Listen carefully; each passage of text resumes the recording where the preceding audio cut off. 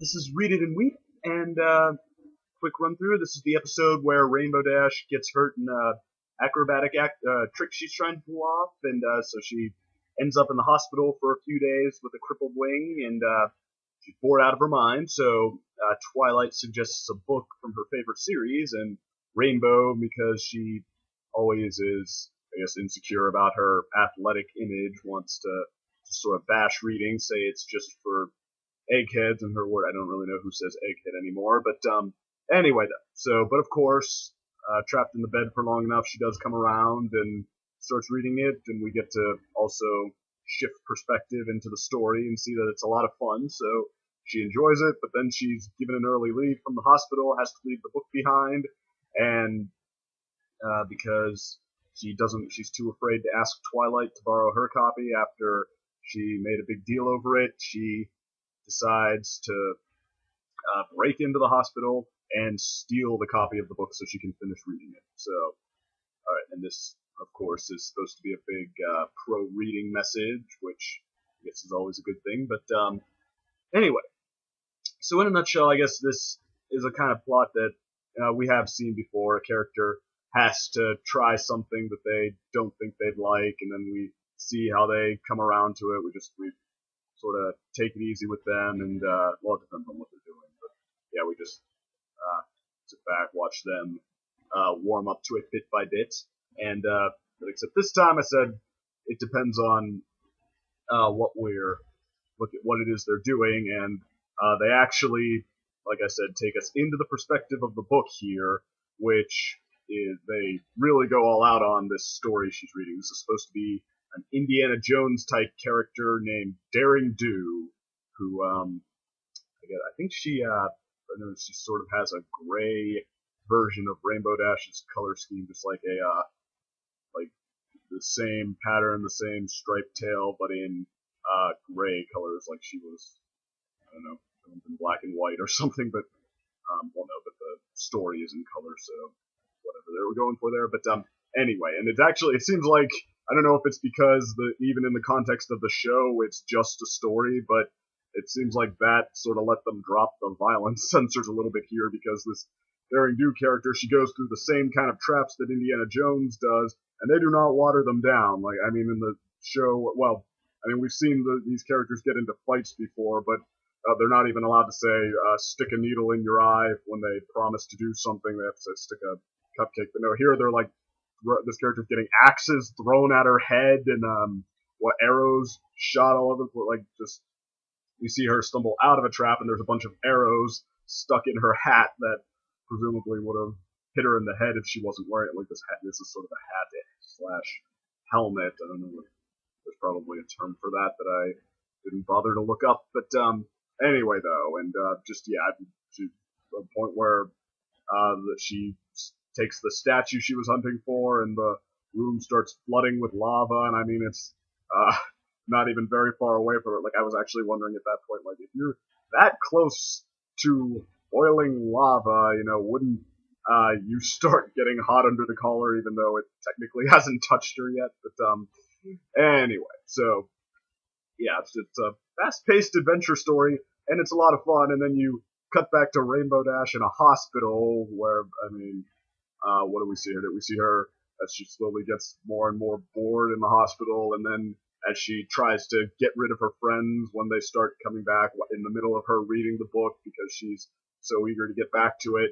But actually, I thought that this portion works pretty well too, because, like I said, I think just Rainbow Dash just kind of has a charisma to her, and I think that that is used very well here to sell all of this. Like, I think what would start, she just checking things off, checking list of possible things to do off one by one. Like one where she's just like lying back, it's like with the completely bored expression, is throwing a ball and bouncing it off the wall and timing it just right, so she punches it with her hoof every time it comes back to her, and she's just doing that for however long until she finally mistimes it a little bit, and it just like hits the floor too far away to go pick up, and she's doing, trying to make boring things interesting, turning a lamp off and on, talking to her roommate next to her in a full body cast, telling her it was presumably a bad joke, or I think the roommate was at him just from the way they draw the expression under the cast. I don't know, but anyway, and obviously I'll say, can't answer her, so she has to give up on that one pretty quick. And then she also sort of sells the part where she starts to fall for this book. I mean, it's kind of cute to see her getting into it and liking it so much, while at the same time being sort of embarrassed by it. You know, she does, as her friends drop by, she's hiding it under the covers and trying to get rid of them. So she sells the sense of vulnerability too a little bit. And then when she's trying to get rid of them, I mean, she comes up with it's almost like, yeah, wow, no price is too high to put on her dignity, except admitting that she's starting to like this book. Like her dinner comes in and she starts chewing it with her mouth open to get them to leave, like kind of grossed out, and or she throws a game of, I guess what was supposed to be Battleship, their version of it. She's just like, I mean, obviously this is Rainbow Dash, she hates to lose, but yeah, she gets it, she throws the match right away and just like feigns disappointment, like, oh, I lose. That's the end. Which I think that's supposed to be a horse noise in the first place, so that was kind of funny. But anyway, so yeah, Rainbow Dash, she does a good job selling this. I stand by her as my favorite. I think that yeah, there's just a lot of energy to this character. But that said, this episode does have its shortcomings. Like it does sort of try to sell reading just a little too much. It oversells it. Like Rainbow Dash, it's a very generic response she gives at the beginning, like, oh, I am a world-class athlete, reading for eggheads like you. It's like, and you also get the story of how she doesn't keep up with her laundry or eat stuff that doesn't require a microwave. But anyway, which is still funnier than I am, if you can't tell. But and then all five friends sort of jump on the same like bandwagon against her. Like they're all like, "Oh, I love to read," and when I find a good book, or just every single one of them. Although Pinkie Pie instead turns it into an opportunity for another Pinkie Pie routine, which and those are always fun. Or usually they're fun. I guess she has blown it before, but no, she's funny usually, and she's funny here. But I don't know. Maybe it would have been better if it was just Twilight. Like, if everyone else had just sort of called her out for overreacting, like yeah, I mean, you're kind of trying to, or you should at least try it, or something.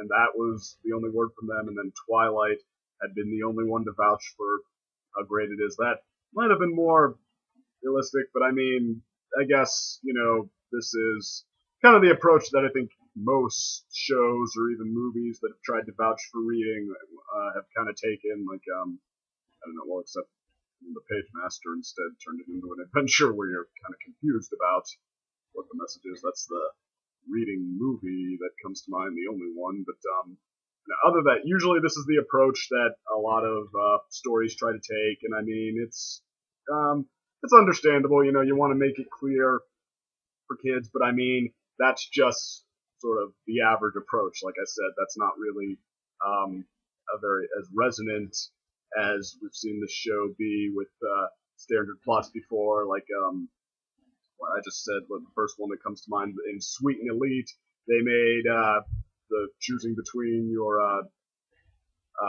social life or your whatever, your new friends and your old friends, I guess, something like that.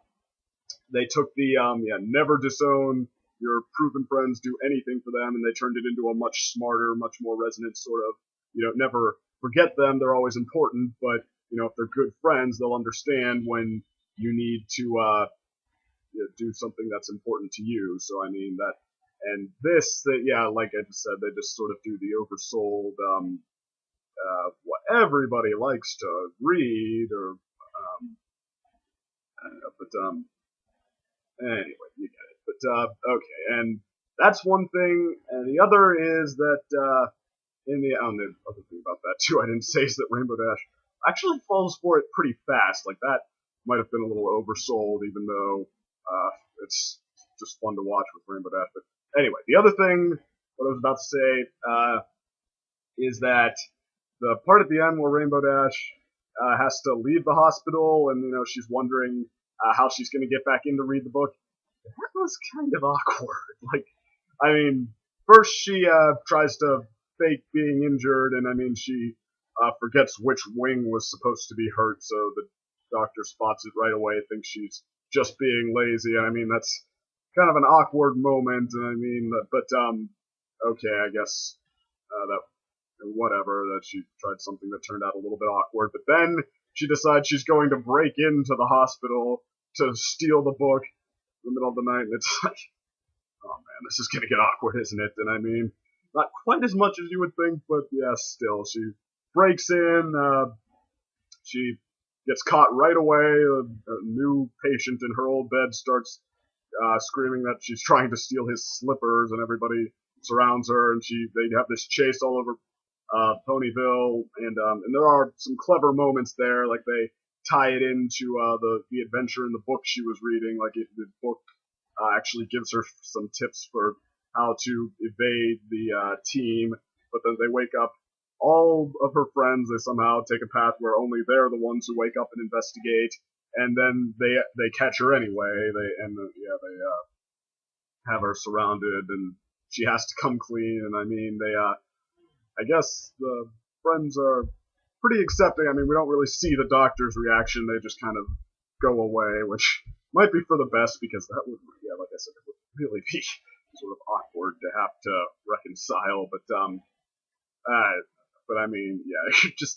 you look at that. I know that you're supposed to accept that My Little Pony operates on different rules than the real world, but it's a book in a series that is presumably popular. You're supposed to be able to buy a book when it's a popular series.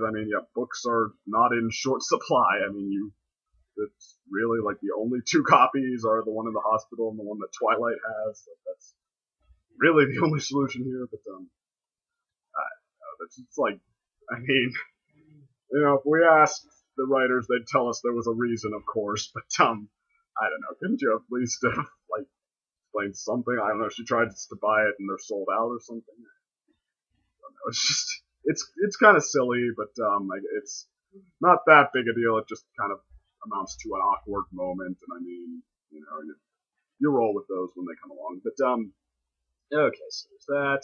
And but actually, another good moment that in the chase scene, not only do they tie it into the adventure, but you hear like this dog barking at Rainbow as they chase her all over the town. Like, apparently these doctors forming a watch brigade now, they have a dog with them, and then they get to the point where Rainbow's caught and surrounded, and you hear it bark again, and they look to the left, and it's a patient from the hospital with a single screw for a cutie mark, just like barking and with like the look on their face like they're out of their mind. It was, very well done there. That was very fun. But okay, so I guess all in all, in spite of a couple of issues, like I said, this is a lot of fun, and I already said why. So, and I'd have to say that it's definitely a higher tier episode. Like, it's not really a great one.